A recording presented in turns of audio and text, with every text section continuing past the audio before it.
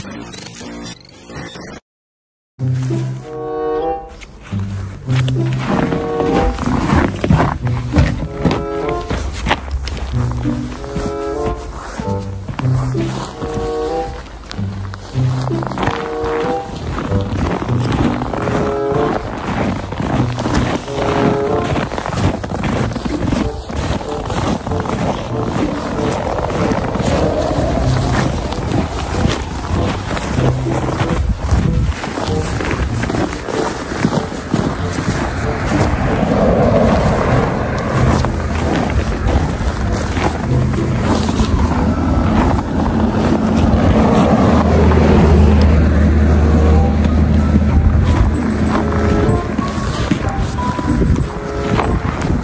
mga kapits, morning sa inyo.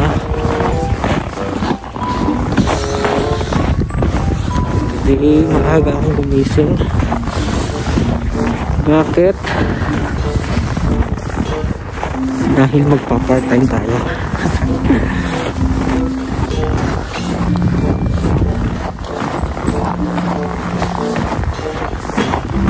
Isa kasi sa mga customer namin, mga regular customer natin, sabi siya kahapon, matanda na yun, Arabo. Ito ka na siya.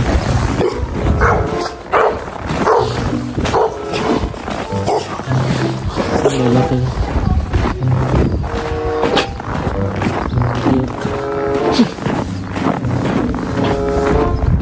Yan, sabi niya baka daw gusto kong linisin yung snow sa gilid ng bahay niya.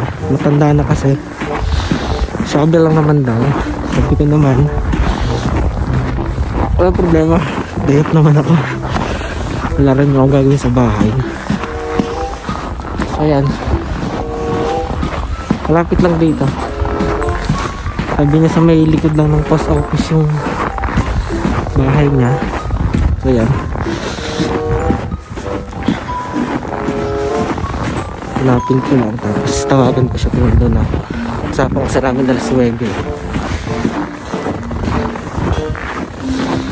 Sakal pa rin ang snow. Kagabi nag-snow pa rin eh.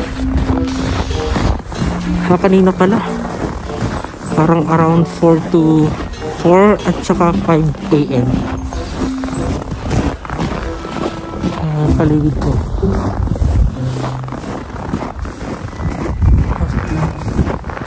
Snow pa din, snow. Kaya naman wala. Cloudy lang today. Pero medyo malamig, -10. So yan, let's see kung magkano kayo bibigay na. Sayang din eh. So mag-start na rin ako ng application ko ng PR. Siyempre kagasasan ko rin yun. Ipon din diba?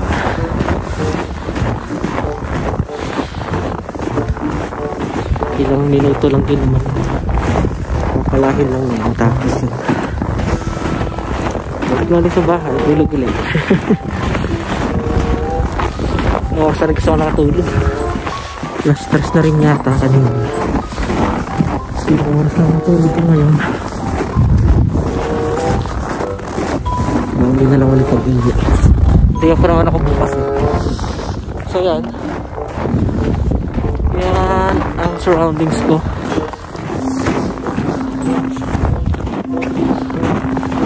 Yung snow.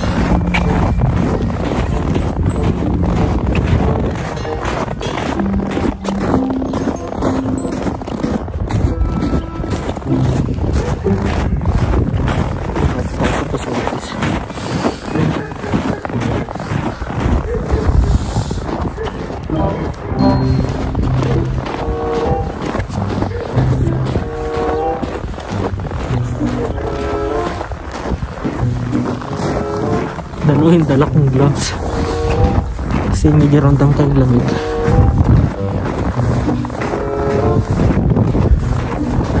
Tapos record natin yung papakita ko sa inyo. Ta-timelapse ko na lang siguro. Pinakita niyo yung bahay niya, medyo malaki yung malawak eh, medyo malawak. Tingnan natin.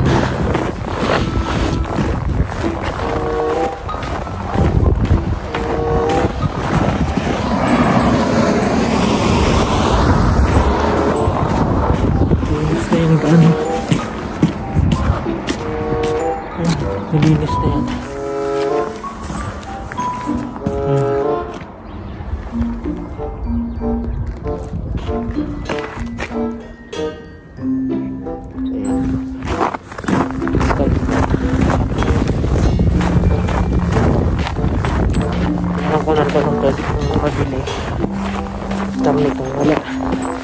Wala na akong prutas sa bahay eh.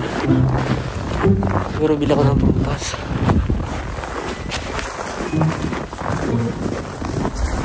Malamig ah. Kung 30 yesterday mas malamig na yan ah. Ito nagpatong-patong ako ng nag-warmer ako. Warmer. Tatapong layer ang damit. Ayan.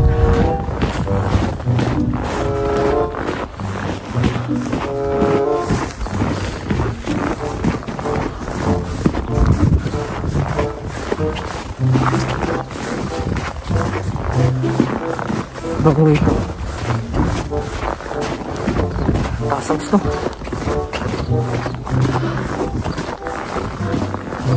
First time kong gagawin to.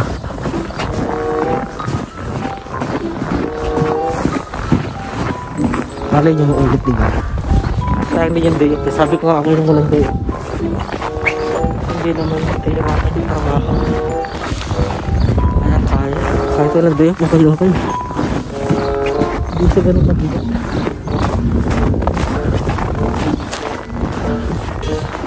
Pag-relax ka pa talaga after work. Ako naman. Wala pa naman dito yung family ko. Kaya takot talaga. Masaya na mag-work na mag-work. Iwas homesick dahil diba? Tatanggalin sa ulit ka.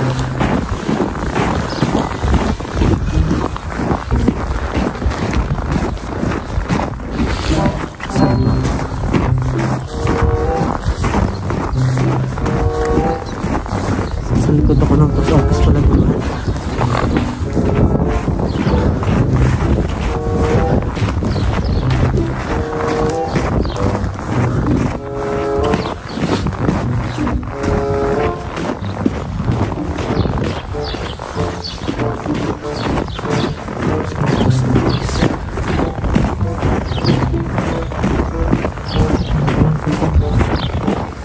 Okay.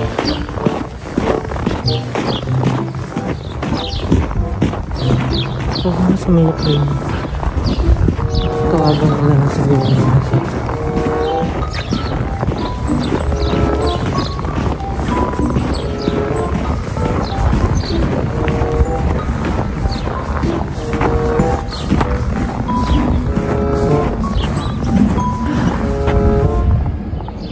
Siguro dito lang yan.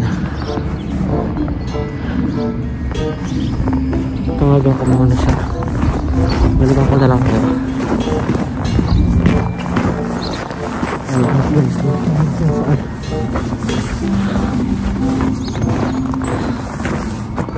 Balikan ko kaya, okay? Record natin yung pagpapalo ko dito.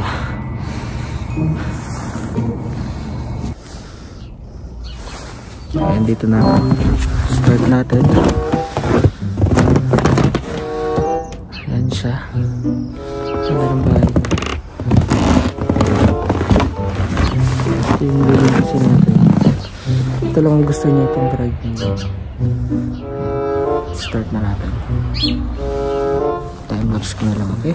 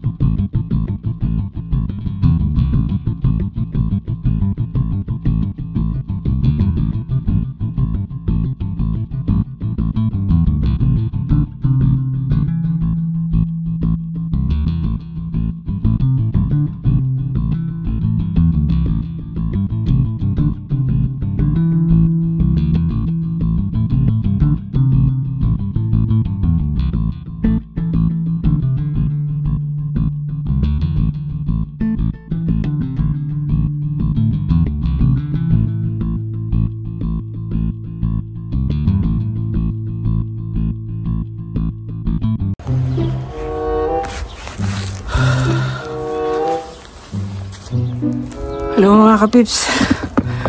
Finally, I'm done. So, nalinis ko na yung driver's way niya. Ito lang, itong side na to, yan. Yun, mula dulo hanggang dito. So, yan. Clear up ko yan. Ayan, tapos na. Nakakapagod din pala magpala. Akala ko madali mag-shovel lang isno, hindi rin pala. Pag may sakit ka sa likod, hindi ka pwede.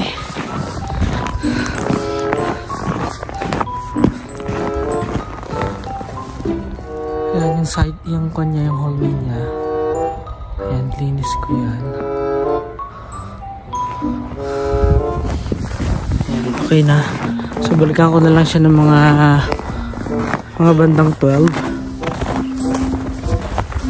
May papaayos pa daw siya na TV. Hindi yata niya alam hindi niya yata alam yun gawin. So tutulungan ko siya. Nangin siya ng paper. Ganda ng bahay niya. Covered din ng snow. Anong bahay mo?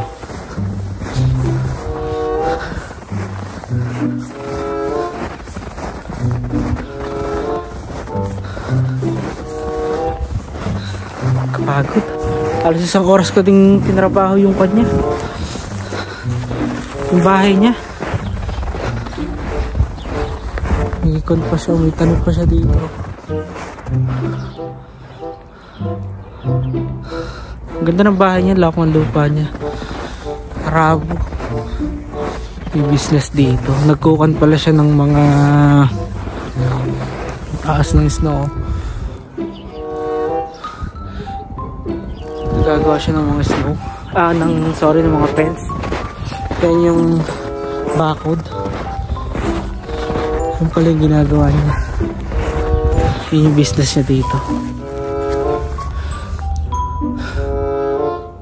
Ang ganda naman ng Phoenix Fence. Yung pala yung business niya. Ayan yung bahay niya. Ganda na. Yan, uwi na ako. Tapos alas 12 babalik ako.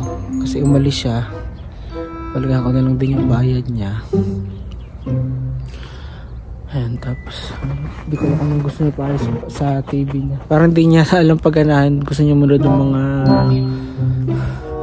mga video, yung mga, hindi ko lang kung smart yung TV niya. So gusto niya para siya mga yung smart TV niya, papaset up siguro niya. Sabi ko, let's see. Kasi kung ipapapix niya ng ipa-plug lang, madali lang. Pero kung external may ayos, hindi ko alam yun, sabi ko sa kanya. Pero let's see. Ayan, tapos na. Ganda ng bahay niya. Kit ng bahay niya. Ganda na. Ganda.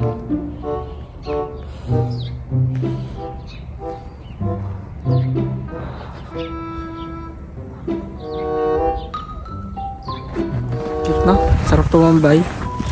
Tapos ang lapit din niya sa lahat. Likod lang siya ng post office. Ito yung post office kasi. Yan yung pulang yan. Yan yung pulang yan. Yan. Post office yan. Yan, likod lang yung bahay niya. Laki ang lupa niya. Siguro may konto. Parang may 600 siguro meter to. Laki. May bakod ng kanya. Galing.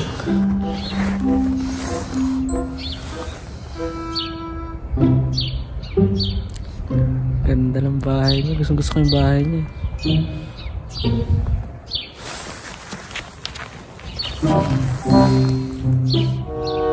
Classic yung bahay niya. Pero ang ganda, gusto ko. Gusto ko yung design. Ganda sa pamilya nito ng bahay na to. Kapag may family ka, ganda.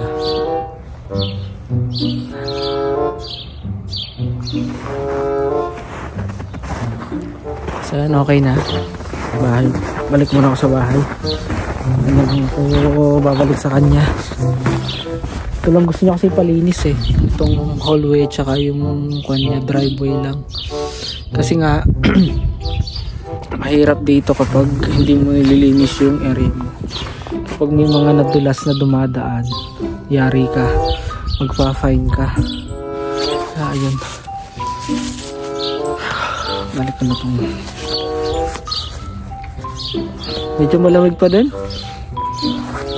Kaya naman ng gloves, okay naman. Itong bahay niya, matanda na siya, may edad na eh. May business siya sa Edmonton, pero dito siya nakatira.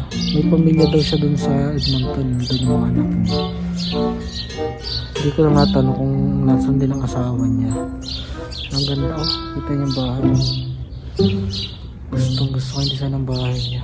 Ayan ang nilinis ko. Ayan oh. Grabe, isang oras na yung inabot nito. Pakita sa inyo.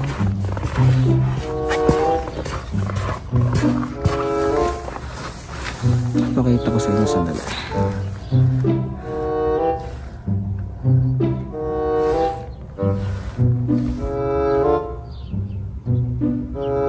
Ayan, ang ganda ng bahay niya, no?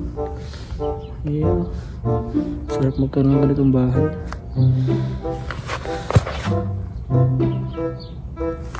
Pakita ko sa inyo. So yan bali yung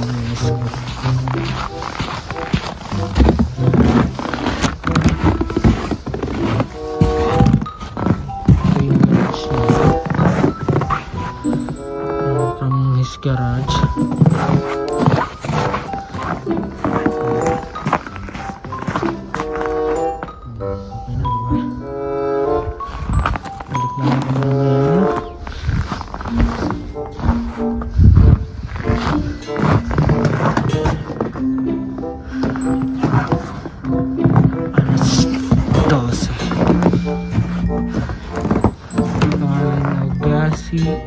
Rauda. O, diba? Lokal na yan ang mga followers niya. Sabi niya kahit saan kailangan din niya ako. Masado yung pagtulungan kita. Sa kapitbahay naman dito. So yun lang. Tapos na ang part time. Tapos ang sideline ni Batang. Time to go home. Ayan, uwi na ako. See you na lang ulit mamaya mga kapips. Thank you for always supporting my channel. And salamat sa panonood nyo. And please comment down below kung gusto nyo itong vlog na to. This is my life in Canada. Yan yung ginagawa ko dito.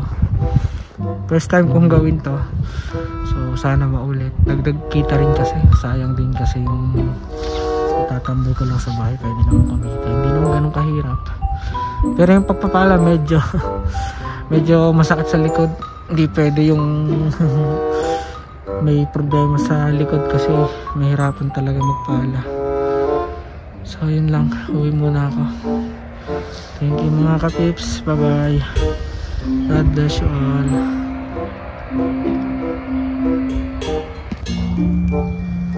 Yung pala yung business nyo, phoenixfence.ca, Edmonton, Calgary. One pa sa kanya. Galing, no? Yung bahay niya. So yan, ayla ko na yung gate. Yan, uwi na ako. Pahinga muna saglit. Pagkakot din. So yan, dyan ako nag part time. Uwi muna.